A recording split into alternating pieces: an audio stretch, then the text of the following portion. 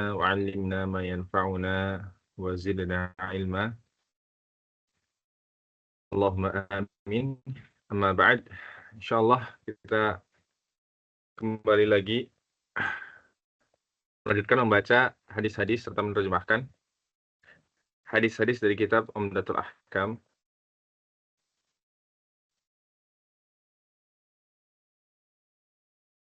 karya Al-Hafidh Ta'ala dengan syarah penjelasan ringkas yang ditulis oleh Dr. Mansur bin Muhammad Saq'ub hafizahullahu Ta'ala, dan kita telah sampai pada hadis yang ke-16, yakni hadis yang menjelaskan tentang masih di bab ya adab-adab buang hajat, ya buang air, dan juga al-istithabah, ya, dan juga cebok ya.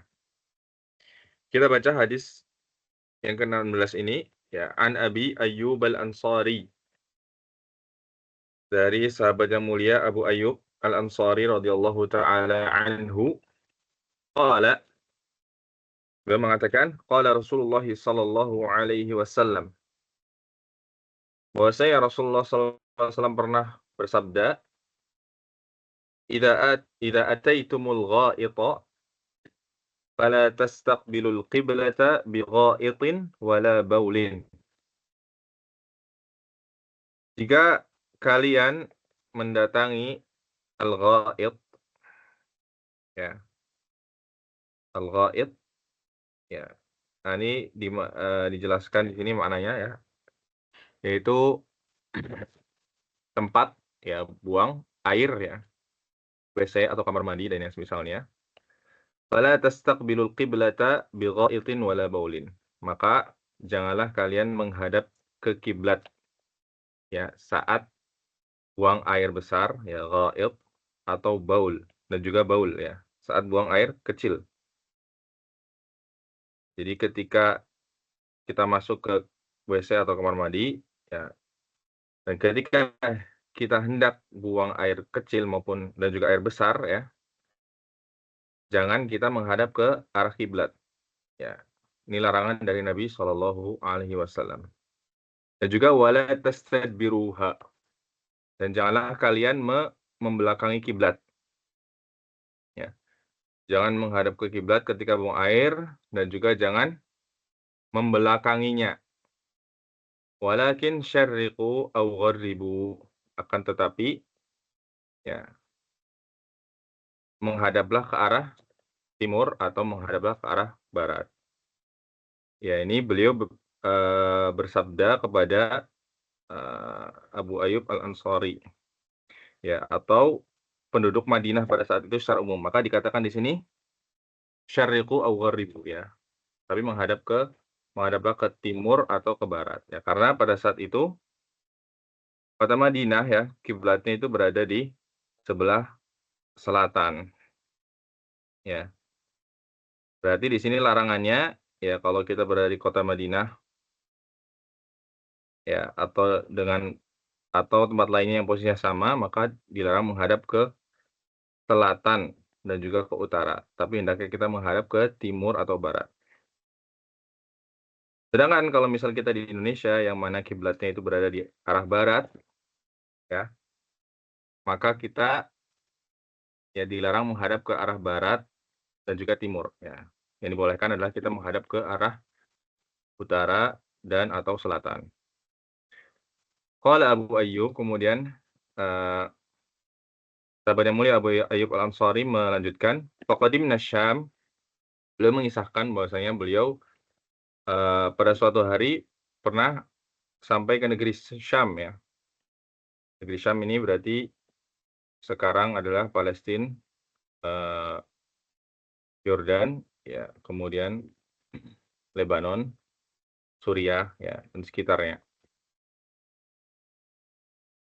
Ya, suatu hari beliau sampai di negeri Syam bersama rombongan beliau. Fawajadna marahidha qad buniyat nahwal Ka'bah. Tiba-tiba kami ketika ingin buang air ya, kami mendapati marahid ya, tempat-tempat buang air itu qad buniyat, telah dibangun nahwal Ka'bah ya menghadap ke arah Ka'bah. Ya desainnya itu tempat untuk buang air itu me menghadap ke kiblat, ke Ka'bah. Fananharifu anha. Kemudian karena kami sadar bahwa ini menghadap Ka'bah dan kami tahu ya bahwa ini dilarang oleh Nabi SAW ya. Kami telah dilarang oleh Nabi SAW untuk menghadap ke kiblat atau membelakanginya ketika buang air, maka fananharifu anha. Kami berpaling darinya. Ya, kami berbelok ya ke arah lain ya supaya tidak menghadap ke kiblat. Wa nastaghfirullah azza wa jalla. Kemudian kami beristighfar, minta ampun kepada Allah Subhanahu wa taala. Ya, ini hadis dari Abu Ayyub Al-Ansari radhiyallahu taala anhu. Kemudian di sini ada penjelasan dari Al-Hafidz Abdul Ghani Al-Maqdisi tentang makna al-ghaid dan al-marahid. Al-ghaid kata beliau al-mawdi'ul mutma'innu minal ard. Al-ghaid adalah tempat yang al-mutma'in, yang tenang ya. Yang tenang, yang rata atau bisa mutmain ini juga artinya bisa rendah ya, tempat yang rendah. Ya. Kanu yantabunahu lil hajah. Ya, yang digunakan orang-orang zaman dahulu ya untuk membuang hajat, untuk buang air ya. Yang didatangi ya atau digunakan atau dipilih oleh orang-orang terdahulu untuk buang air. Fakannau bihi an nafsil hadas. Ya, tapi juga al-ghaid ini ya, digunakan untuk menunjukkan makna kotorannya itu sendiri, ya, hadasnya itu sendiri, ya. Jadi ini kinayah ya, kinayah. Kenapa? Karahiyatan li dzikrihi bi khasismihi. Ya karena ya karahiyah ya karena apa tidak tidak disukai ya, tidak disukai untuk menyebutkannya ya dengan namanya langsung. Itu nama kotorannya, maka disebut dengan al-ghaid. Ya. Jadi maksudnya adalah al-ghaid di sini ada dua arti ya. Yang pertama, sabda Nabi SAW, "Idza ataitumul ghaid." Al-ghaid yang pertama di sini maksudnya adalah artinya tempatnya, tempat untuk buang air. Kemudian kata ghaid yang kedua, "Fala tastaqbilul qiblata bi ghaidin wala baulin." Nah, ghaid yang kedua ini artinya adalah kotorannya. Ya, bukan tempatnya tapi kotorannya ya. Maksudnya buang air besarnya. Ghaid di sini adalah buang air besarnya. Ya. Al-ghaid ininya bisa dimaknai tempat buang air atau makna yang kedua yaitu bisa dimaknai juga dengan buang airnya, buang air besar. Kemudian wal marahid, adapun kata al marahid di sini adalah jam'ul mirhad, adalah bentuk jamak dari mirhad. Nah, apa itu mirhad? Wa huwal mughtasal. Mirhad itu tempat untuk mandi ya, mughtasal tempat untuk mandi. Wa huwa aidan kinayatun an maudhi'it takhalli. Ini juga kinayah ya, kiasan ya. Kiasan ya untuk menunjukkan tempat ya buang hajat atau buang air. Ya. Kalau dalam zaman kita marahid ini adalah WC-WC atau kamar mandi ya dan yang semacamnya. Kemudian kita baca penjelasan ringkas dari Syekh Dr. Mansur As-Saqaf di sini. Afadal haditsu, ya, beberapa faedah hadis ini yang penting untuk ketahui adalah yang pertama an-nahyu 'anil istiqbal wal istidbari lil qiblati hala qada'il hajati mutlaqan. Ya.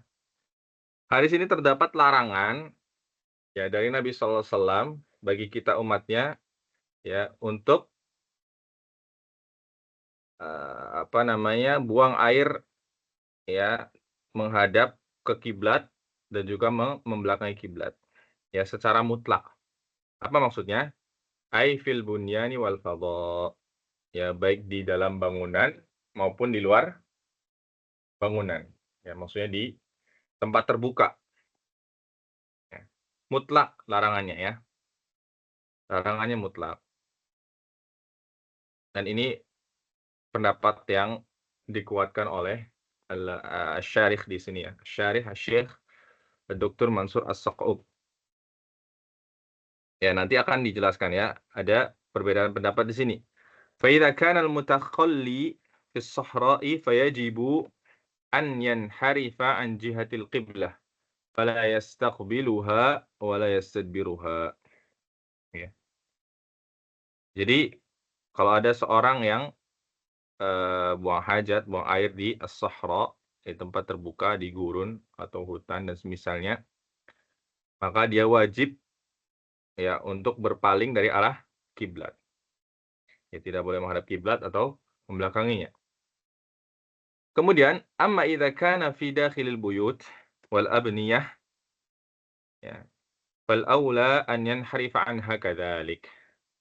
Sama juga ya kalau di dalam rumah-rumah atau bangunan-bangunan ya yang kita kenal di zaman sekarang berupa WC, kamar mandi dan semisalnya, maka yang al-aula, yang lebih utama, yang lebih tepat adalah dia juga ya tidak menghadap kiblat ataupun membelakanginya, ya. Jadi mutlak, baik di dalam bangunan maupun di luar bangunan. Kenapa? Ya, beliau berdalil, ya, fa inna Aba Ayyuba, atau fa inna Aba Ayyuba ya radhiyallahu ta'ala anhu akhbara annahum lamma wajadu marahidha, ya. Fa inna Aba Ayyuba radhiyallahu ta'ala anhu akhbara annahum lamma wajadu marahidha wudi'at bittijahil qiblah inharafu anha wastaghfirullah. Ya.